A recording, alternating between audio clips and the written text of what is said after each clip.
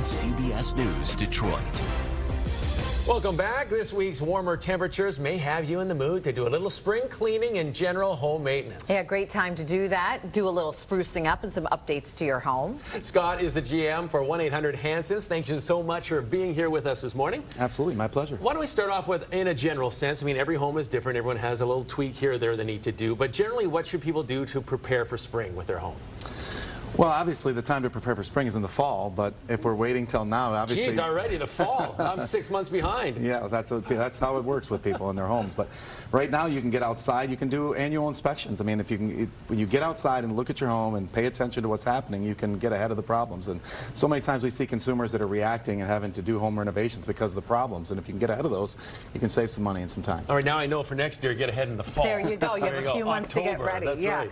So specifically windows. Let's talk about windows. How do you know if your windows need to be updated?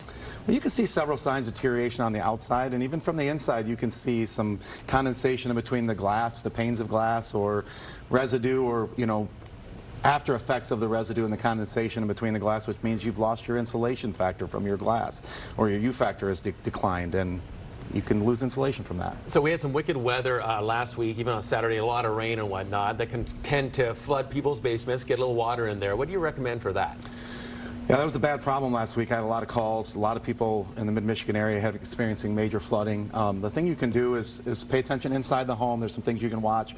Most people's sump pump is tucked away in some corner of their basement. They don't pay attention to it. You can really start to keep an eye on it, watch it daily, watch the activity of it, see if it's picking up in its activity, and that way you know the water on your basement is incurring extra moisture, and you can keep an eye outside and watch for the downspouts and the debris coming out of the gutters and make sure they're functioning properly.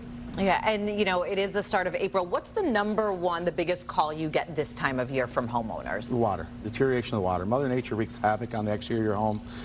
Most people see the after effects of it and they're not kind of prepared for it, and they're having to mitigate, home improvements around that. So if you can stay out of it, preemptive, ahead of the game, you'd be better off.